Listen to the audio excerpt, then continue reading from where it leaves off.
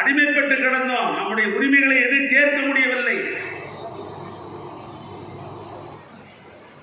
அதனால்தான் திராவிட இயக்கம் தோன்றியது. நம்முடைய பாட்டன் நீதி கட்சி, நீதி கட்சிக்கு பின்னால் நம்முடைய தாய் கழகம் திராவிட கழகம்.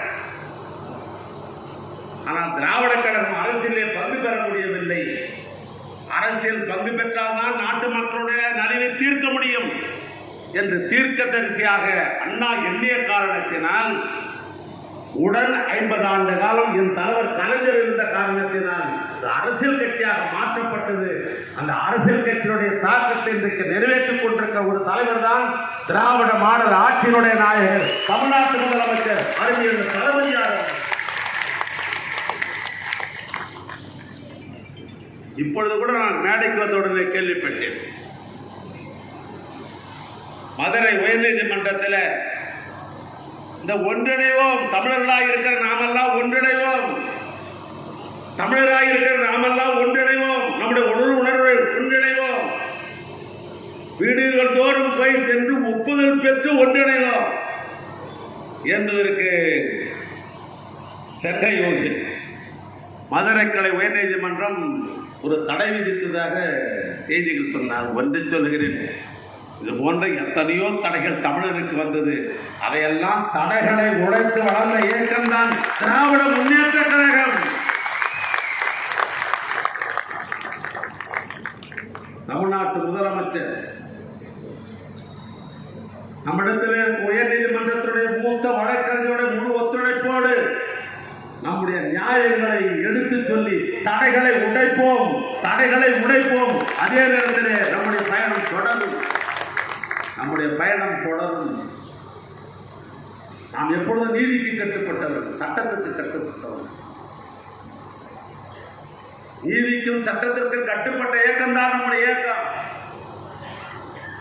எத்தனையோ தடைகளை நாம் நியாயத்தின் அடிப்படையில், சட்டத்தினுடைய விளக்க முறைகளின் அடிப்படையில் தெளிவு பெற்று நீதிமன்றங்களை மூலமாக நாம் நீதிகளை பெற்றிருக்கிறோம்.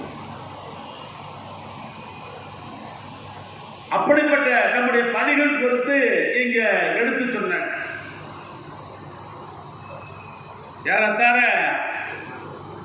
அரை மணிக்கு மேலும் நம்முடைய மூத்த வழக்கறிஞர் சகோதரர் மிக விளக்கமாக எடுத்து சொன்னார். தேர்தல் முறை என்பது அப்பொழுது மாறிக்கொண்டே வருகிறது.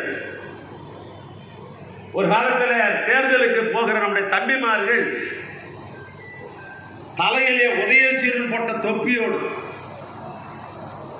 போட்டிருக்கிற டிஷர்ட், அருமையான டிஷர்ட், அதில் நம்முடைய தங்கமான தலைவருடைய திருப்படத்தையும் இந்த பக்கம் உதயசீரன் போட்டுக்கொண்டு வாக்குச்சாவடிக்கு போன காலம் ஒரு காலம் உண்டு.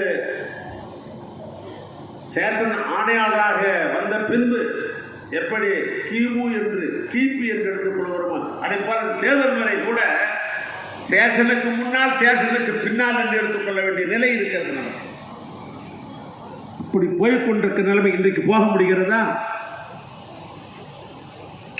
டிஷர்ட் உதயசீரன் போட்டுற கலெக்ட் தொப்பியில உதயசீரன் போட்டுக்கொண்டு வாக்குச்சாவடிக்குள்ளே போக முடியாது. மாறுகிறது, தேர்தல் முறை மாறிக்கொண்டே இருக்கிறது.